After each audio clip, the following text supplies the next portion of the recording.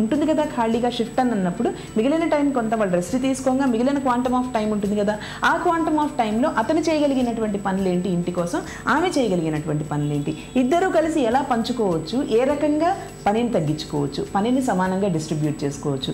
అతను చేయగలిగినవే, చేయలేనివి కాదు, లేదు అంటే కొంత నేర్చుకోవచ్చు. అలాగే ఆమె కూడా ఆమె చేయగలిగినవే, లేదు అంటే కొంత నేర్చుకోవచ్చు. ఏది కాదు అంటే ఇద్దరూ కలిసి వాళ్ళ పాకెట్కి సరిపోయినంత అడిషనల్ హెల్ప్ ఏమైనా తీసుకోగలరా బయట నుంచి. అంటే ఇప్పుడు హౌస్ హోల్డ్ హెల్ప్ ఉంటుంది కొంచెం, అలాంటి హెల్ప్ ఏమైనా తీసుకోగలరా, ఇలాంటివి.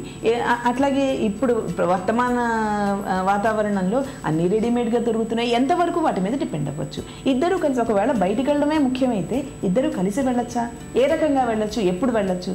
అలాగే అతను ఎంత నా పెళ్ళైనా కానీ నాకంటూ ఒక పర్సనల్ స్పేస్ కావాలి అని అతను కానీ ఆమె కానీ కోరుకుంటే దానికి ఎప్పుడు టైం ఇచ్చుకోవచ్చు. దానికి ఇద్దరికి కలిపి హాలిడే ఉన్న రోజు అవసరం లేదు కదా. ఇద్దరిలో ఒకళ్ళకి టైం ఉన్న టైం ఎప్పుడైతే ఉంటుందో ఆ టైంని తమ స్నేహితుల కోసం వాళ్ళు స్పెండ్ చేసుకోవచ్చు. అలాగే ఇద్దరికీ కామన్గా టైం ఉన్నప్పుడు అందులో ఎంత భాగం స్నేహితుల కోసం, ఎంత భాగం కుటుంబం కోసం, ఎంత భాగం తల్లిదండ్రుల కోసం. వీళ్ళు పెళ్ళికి ముందు జస్ట్ వాళ్ళిద్దరే, కానీ పెళ్ళి తర్వాత రెండు ఫ్యామిలీస్ కలుస్తాయి.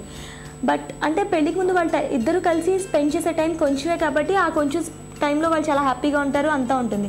వన్స్ పెళ్ళయ్యాక ఎక్కువ టైం స్పెండ్ చేయాలి అండ్ మీరు చెప్పినట్టు బాధ్యతలు ఇవన్నీ వస్తాయి కాబట్టి సో వాళ్ళకి అది చాలా బర్డెన్గా అనిపిస్తుంది. ఇలాంటి వాళ్ళు ముందు ఎలాంటి జాగ్రత్తలు తీసుకోవాలి, అంటే ఎలాంటి ప్రణాళిక వేసుకోవాలి? ఇప్పుడు మనం ముందే మాట్లాడుకున్నట్టుగా ప్రణాళికాబద్ధం అంటే అన్ని విషయాల్లోనూ ప్రణాళికలు ఉండాలి. రెండు కుటుంబాలు కలవడం కదా పెళ్ళంటే, అతని కుటుంబము ఆమె కుటుంబము కలిపి ఇద్దరికి కలిపి ఒక కుటుంబంగా తయారవడము. ఇప్పుడు ఏంటంటే ఎక్స్పెక్టేషన్ లెవెల్స్ కూడా మారుతాయి. ఇదివరకు ఎప్పుడన్నా ఒకసారి వచ్చినా రాకపోయినా పట్టించుకోని వాళ్ళు కూడా ఇప్పుడు మన దగ్గరికి వస్తున్నారా లేదా, మన్ని పట్టించుకుంటున్నారా లేదా అనేది. ఇంకొకటి తమాషా ఏంటంటే పెళ్ళికి ముందు ఏ తల్లిదండ్రులు అయితే వీళ్ళకి విలన్స్గా కనిపిస్తారో, వాళ్ళని పెద్దగా పట్టించుకోం, వాళ్ళు మా భావాలకి శత్రువులు అని అనిపిస్తారో, పెళ్ళైన తర్వాత వాళ్ళ దగ్గరతనం పెరిగిపోతుంది.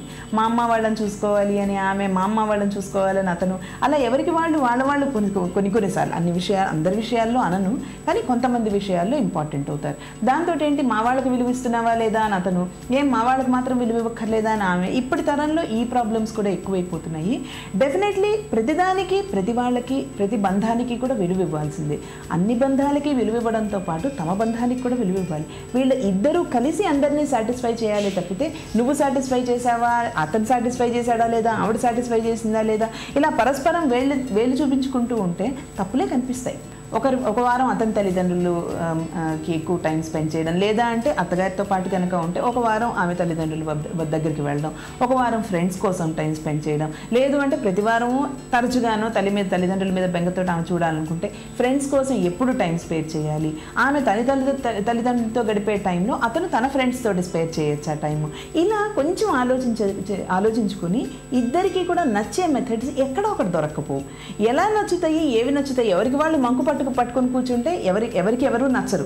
అలా కాకుండా ఒక మధ్య మార్గం, ఇద్దరిని సాటిస్ఫై చేసుకోగలిగినటువంటి మార్గం ఏదన్నా వెతుక్కొని, ఇద్దరికి సంతోషం కలిగించేటువంటి మార్గం ఏదన్నా వెతుక్కొని దానికి అనుగుణంగా చేసుకుంటే, దానికి అనుగుణంగా ప్లాన్ చేసుకుంటే ఇన్ని సమస్యలు రావేమో. థ్యాంక్ యూ పద్మజ గారు, మా సకులకు చాలా చక్కటి ఇన్ఫర్మేషన్ ఇచ్చారు. Thank you very much.